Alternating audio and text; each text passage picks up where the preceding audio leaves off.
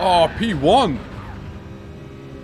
Tyre wear, consistency, and pace. Gran Turismo 7 threw us a race this week that meant you had to control all three if you wanted any chance of having a top 5 finish. So we took on that challenge and found ourselves fighting at the front. Let's see how it all unfolds.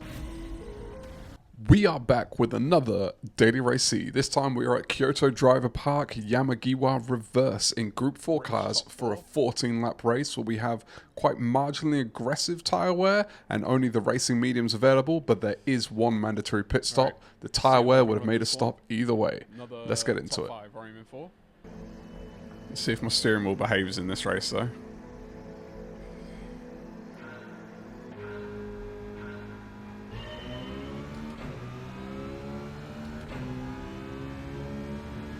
I don't think it has recovered.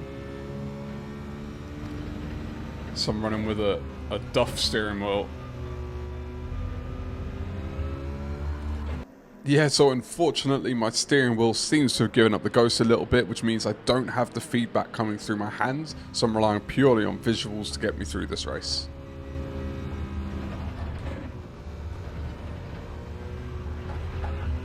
Oh no, not what we want.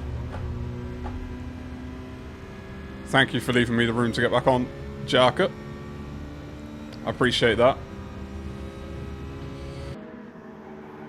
Probably more than most races, that's quite a significant moment because this track really punishes mistakes. If you can stay relatively mistake-free and keep your tyre wear under control, you can be sure you're in for a good finish.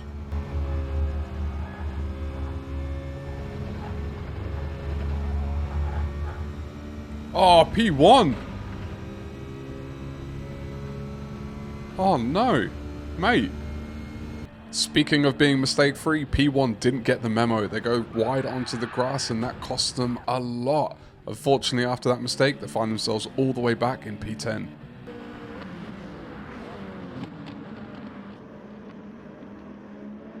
So with a bit of fortune coming our way, we find ourselves back in P2, and with P1 being right there, we're not yet thinking about taking that. Instead, we're thinking more about what's going on behind us.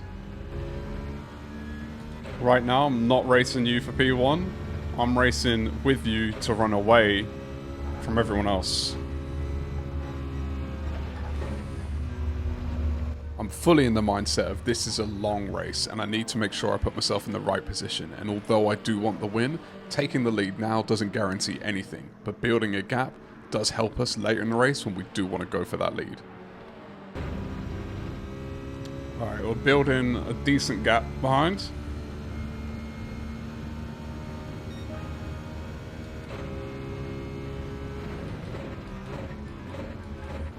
Way too deep. Way too deep.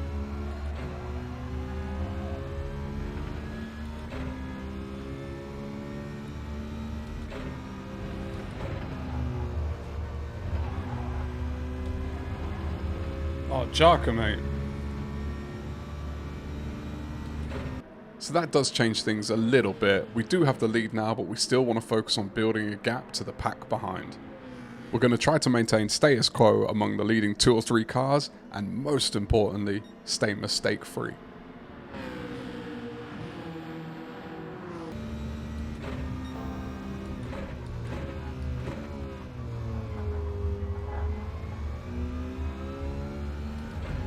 So that pretty horribly.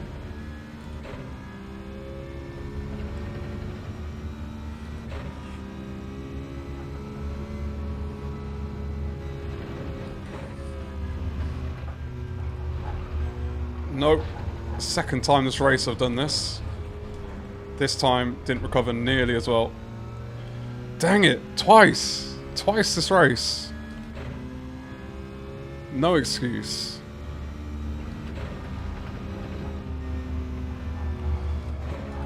I've got to make that time back. I've got to. I can still... Oh. I can still do better than this. Remember when I said on this track mistakes were punished? Well, we're starting to feel that pain now. It's time to push on and try and make back the time we've lost. Oh, Jaka had a penalty. That's going to bring us back in contention for the win. But I'll close this gap first. At the same time, pull away from the car behind. If you are enjoying this video, it would mean a lot to me if you would give it a like. If you want to see more in the future, you can hit that subscribe, and don't forget, if you hit the bell, you'll get notified when new content comes out.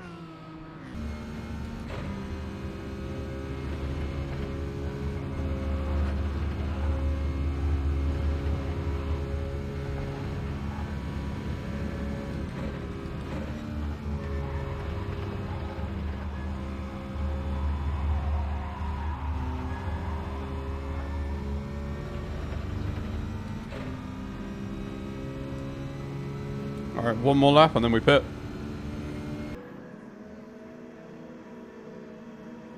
This is a great time to remind you that after this race, we will be going to our RufffWizard Daily Race Awards, where we'll be looking for the nominees and winners of the best overtake, the best livery, and unfortunately, the most unlucky moment. Stick around to the end to see who our lucky winners are.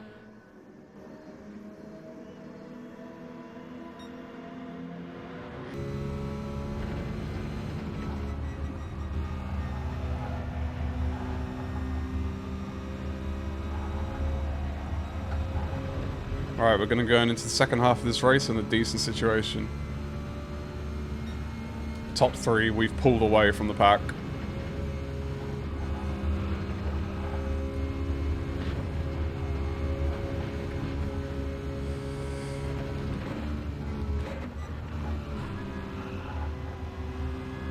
My bad, Jacker. With Polyphony Digital changing the race overnight from a 15 to a 14 lap race, it meant pitting on lap 7 is a no-brainer. Alright, let's go.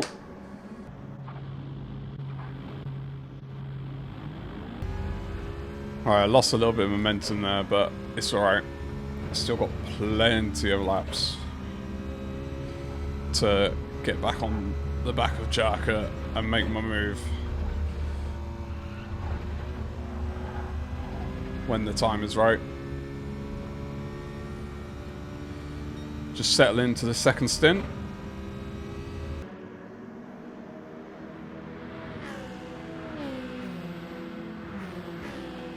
With some fuel burned off, some new boots on, it's time for us to kick forward. We know that we built a healthy gap before the pit stop, and on net we have a leading pack of 3 cars that we're racing between.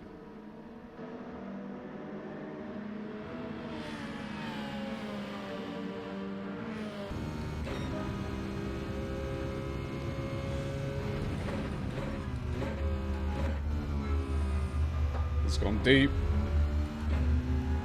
Chaka lost a little bit of time there.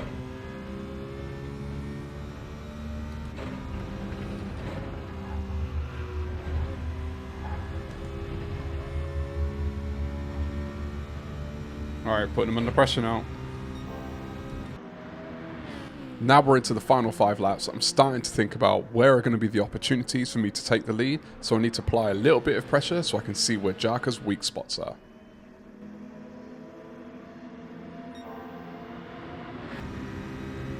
Ironically, on the same bit of track that they've overtaken me twice in this race to get ahead of me is a bit of track that I got a better exit on. Oh, they kept it. I had to go quite slow. I wanted to respect the outside line. Although we've been able to apply some pressure to P1, we are noticing now that it's allowing P3 to get even closer to the back of us.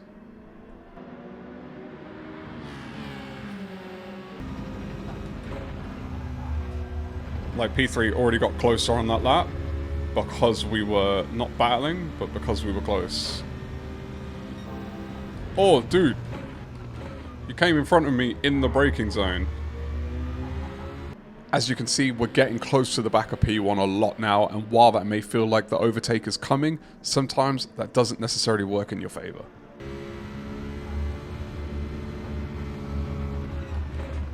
Oh my gosh. The way he took that completely compromised me. Now, while P1 is not solely to blame for that, we should have anticipated it a bit more. It has brought P3 right into the thick of things.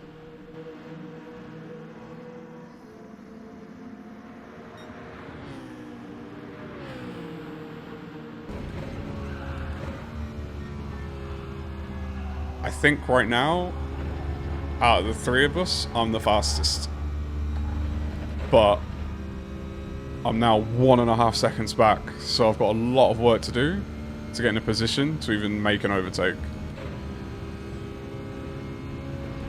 That's a pretty bold statement by me to claim I'm the fastest when I'm 1.5 seconds back from the lead. However, I'm going to give myself the benefit of the doubt here and see how this plays out.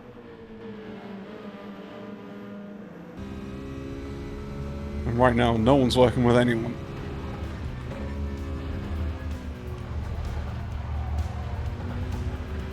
That was not good. That was not good. I've only got 2 more chances after this, 2 more laps after this, and I'm 1.7 back. It's a big gap.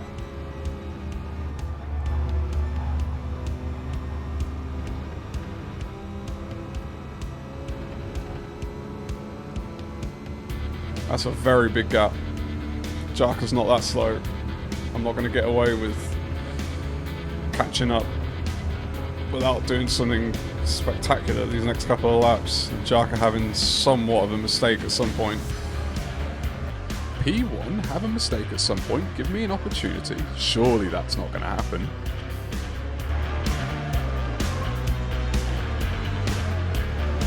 Alright, 1 lap to go.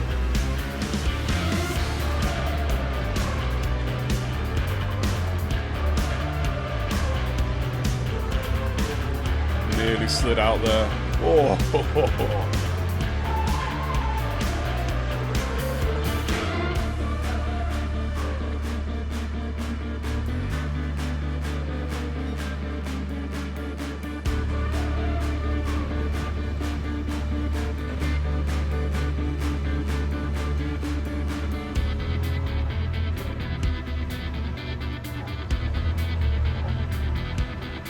Jarka is the same thing that gave you P1 multiple times in this race. Gonna cost you the win.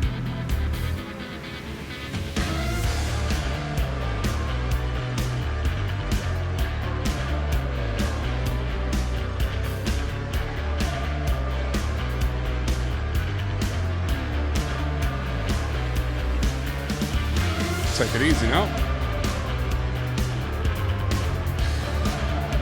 Don't need to do anything crazy to win. Just come home.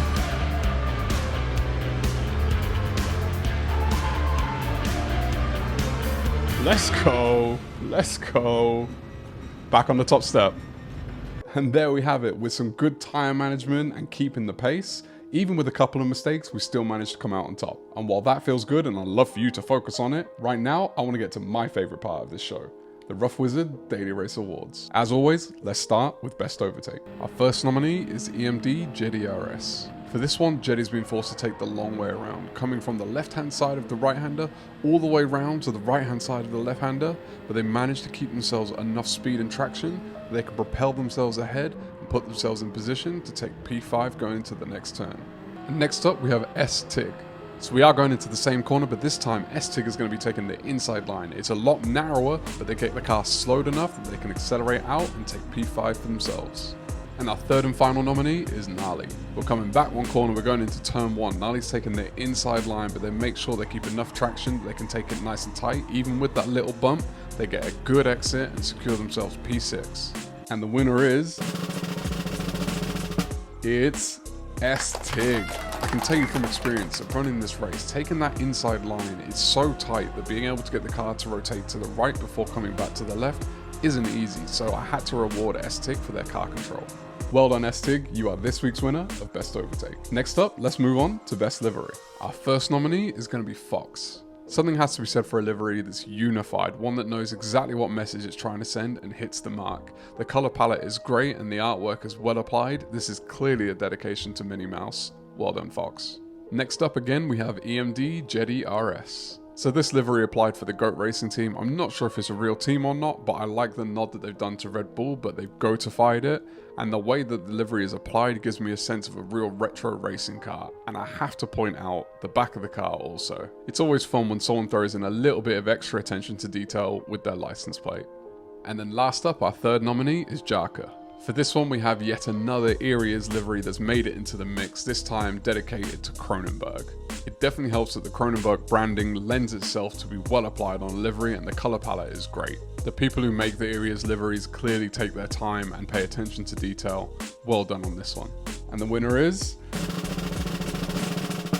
it's EMD Jedi RS. It's easy to see this one and think it looks very busy, but when you take a second and actually pay attention, it's quite well applied. And I've got to say, I mentioned it earlier, I love the little goatified Red Bull logo as well. Overall, this is not a livery I personally would apply, however it is one that I've enjoyed looking at, and the more time I've spent looking at it, the more I like it. Well done EMD Jedi RS, you are this week's winner of Best Livery. And then last but not least, let's move on to the most unlucky moment. As always with this award, we're going to have no nominees, we're going straight to our lucky winner. So the winner for this week is unfortunately Fox.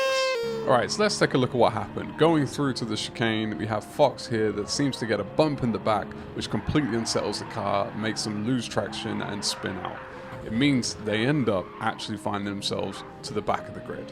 The contact wasn't obvious, so I took a second look from the offender's car from the side, from both sides, and it made things less clear. So from looking on one side, it looks clear that the cars did not touch, however from the other side, there is an overlap of the bumper. These two pictures do not agree.